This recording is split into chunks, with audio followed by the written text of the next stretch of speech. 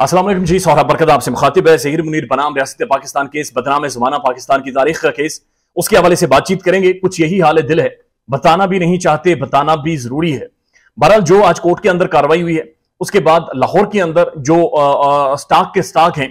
Sleeping पिल के, सोने की गोलियों के, वहां पर भेज दिए गए कि किसी तरह से नींद आ जाए, अल्लाह करे वहां पर नींद आ जाए। ज़हीर मुनीर को बाकायदा से पाकिस्तान की मोअज़्ज़ज़ जुडिशरी ने, अदालतों ने जवाब दे दिया है कि जनाब अब हमसे कोई उम्मीद ना रखना, यानी उम्मीद का जो दामन तुमने अदालत का पकड़ रखा था उसे छोड़ दो और ये दामन ज़हीर के हाथ से सर कराए, क्योंकि पाकिस्तान की मोअज़्ज़ज़ अदलिया उसे पहचान चुकी है। इससे पहले आप कुमकुम ड्रामे में, भारतीय जो ड्रामा होते थे, वहां पर आपने देखा होगा कि कुमकुम जब भी आईसीयू के अंदर होती थी तो उसकी मां भागती हुई जयश्री बाहर आती थी और जयश्री आकर बाकियों को बताती थी कि डॉक्टर साहब ने जवाब दे दिया है और डॉक्टर साहब का जवाब यह है कि डॉक्टर साहब से अब उम्मीद ना रखी जाए, अब इसे कोई भी नहीं बचा सकता। ज़हीर मुनीर इस केस के आईसीयू के अंदर मौजूद है और जयश्री लाहौर के अंदर चीख चीख कर कह रही है कि जनाब अब इसकी उम्मीद हमसे ना रखना, अब इसकी बचत बहुत ज्यादा मुश्किल है। ज़हीर मुनीर, इससे पहले इन्होंने एक फेक डॉक्यूमेंट दिखाया, फेक आर्ग्यूमेंट रखा सबके सामने कि ये डॉक्टर बनने वाले हैं और आने वाले टाइम में पाकिस्तान में जो अमराज कल्ब हैं, दिल के जो अमराज हैं, उनका इलाज करेंगे और पाकिस्तान में तारीख रकम करेंगे। और यह भी मुमकिन है कि इंटरनेशनल लेवल के ऊपर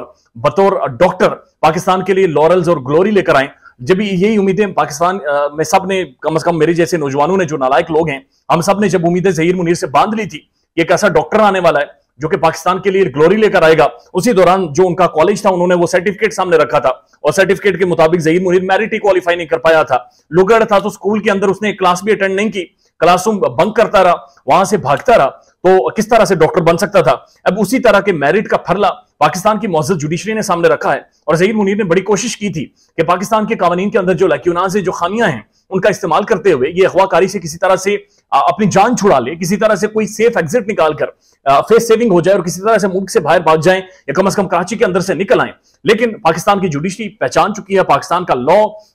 दो के टाइम लेता है, लेकिन टाइम लेने का मतलब यह नहीं है वो अंधा है, बहरा है, गूंगा है। पाकिस्तान का लॉ अपना रास्ता बनाता जा रहा है और अभी जो ज़हीर मुनीर की जो इंपॉर्टेंट तरीन प्ली थी वो रिवर्स हुई है, वो उन्होंने खुद जाकर वापस ली है। इतनी सारी हैपनिंग्स हैं और लगातार इन्होंने इतना कड़ुमस डाला हुआ है कि रोजाना जाकर एक दरखास्त देकर आते हैं, घर के अंदर इन्हें छींक लग जाए तो अगले दिन कोर्ट में जाकर दरखास्त दे देते हैं, जनाब रात को हमें छींक लगी थी, पहले छींक के ऊपर बातचीत कर लें, बाद में ज़ारा काज़मी के ऊपर बातचीत करेंगे। तो इतनी सारी एप्लीकेशंस इन्होंने दे रखी हैं, दर्जनों के हिसाब से इतलात हैं, 17 से 18 जो इन्होंने आर्गुमेंट कोर्ट के सामने रखने थे, प्लीज थी, दरखास्तें थी, वो सारी या तो इन्होंने वापस ले ली हैं या फिर कोर्ट ने उठाकर इनके मुंह पर मारी है या फिर रद्दी की टोकरी में कोर्ट ने उठाकर फेंकी है। तो जो इनकी रिसेंट एप्लीकेशन थी, दरखास्त थी कि मेहदी काज़मी की बेटी की जो कस्टडी है वो हमारे हवाले की जाए, यानी जिस बच्ची को इन्होंने अगवा कर रखा था उस बच्ची को लीगली पाकिस्तान का कानून खुद अगवाकारों के हवाले कर दे। और उसकी बुनियाद इन्होंने ये कही थी कि हमारा टिकटॉक जाकर देखें, हम बड़ी अच्छी टिकटॉक बनाते हैं, तो टिकटॉक को मेरिट बनाते हुए हमारे हवाले करें बच्ची को। इसके अलावा कोई लीगल पॉइंट, कोई लीगल अंडरस्टैंडिंग उसकी समझ नहीं आ रही थी। जब एक चीज एस्टेब्लिश हो जाए कि कम उम्र बच्ची है, बच्ची माइनर है,